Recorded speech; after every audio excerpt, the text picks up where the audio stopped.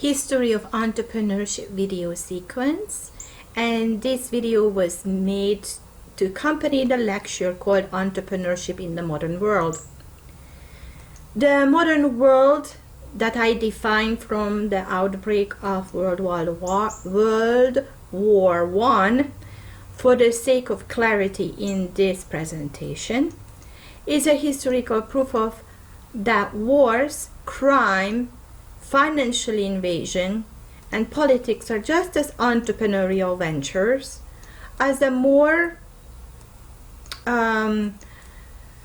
positive interpretations of the word. In fact, even a pocket pick from the street has to have traces of entrepreneurial qualities, but uses it in twisted and morally conflicted ways, and with a self-serving purpose. From Oliver Twist's story, the example comes into mind where the chief pocket pick, after a successful venture, decides to invest in a new suit for himself. That is definitely an evidence of an entrepreneurial mind, both because he uses his profits and puts it into an investment into self. The same qualities, skills, and creative abilities used with the value system based on God's law would be furthering his kingdom and glorifying the Lord. This is the sole purpose of my work and this present course, so we will slow down here and enter much deeper into the heart of the entrepreneurial concept. Take a breath and be ready to learn to breathe in a wholly new way. The 20th century in specific provides millions of documented examples of entrepreneurial misconduct in politics, wars, invasions, and a constant fight against their injustice. A realm of work where I will not go into detail, only mention here because at this point, by when we more or less redefined your understanding of what an entrepreneur is, we are going to enter the more moral, spiritual, and even religious levels of our study. For today's average entrepreneur, the definition could end here, but not for you and me. We want to take away much more from our work on this subject. Therefore, we don't get off that easy. You signed up for this course and I created it because we both know that there is way much more to this. Entrepreneurship is a transformational process, and as such it is an alchemical process.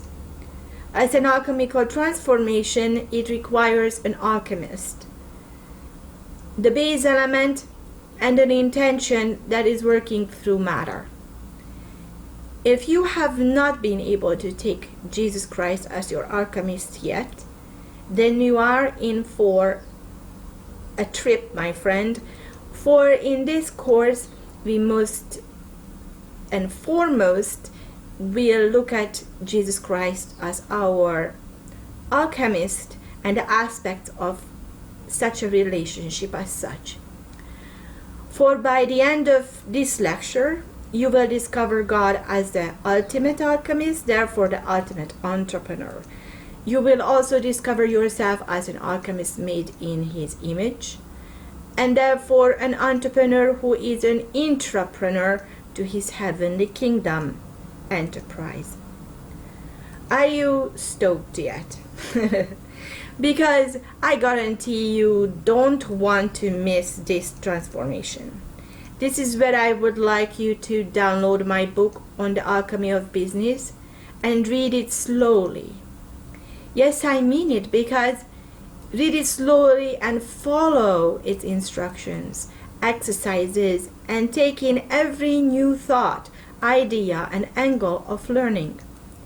Examples for some of the major entrepreneurial barriers of the 20th century are the various effects of guild politics, emancipation, racism, events of history like wars and market collapses, foreign outsourcing, industrial greed, education and education as an industry in itself, immigration, cultural controversies, abuse of the concept of salesmanship, crime and corporal piracy, immoral scientific research, inappropriate abuse of power of information, inflation, money hoarding, currency fluctuation, religious preconceptions, defamation.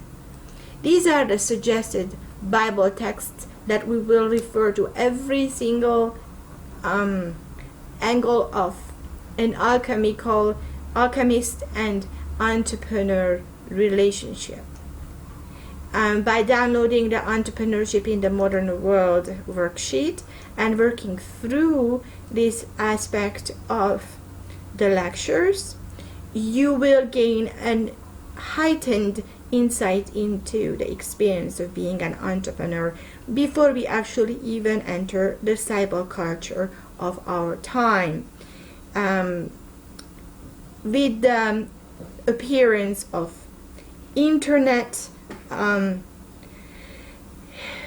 as a communication style, we will see that entrepreneurship as a concept highly expanding and deepening, and the endeavors of self-serving versus God-serving has actually not changed in the overall picture.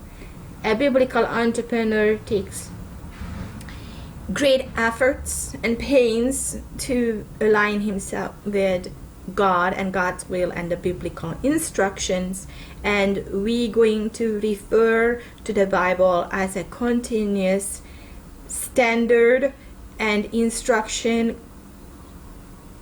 setter.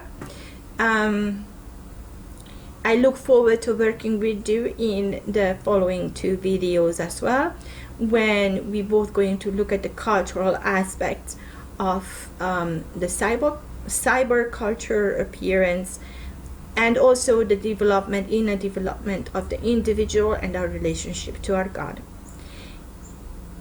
It was great having you here in this video, and let's see what the next one brings in 24 hours or so time.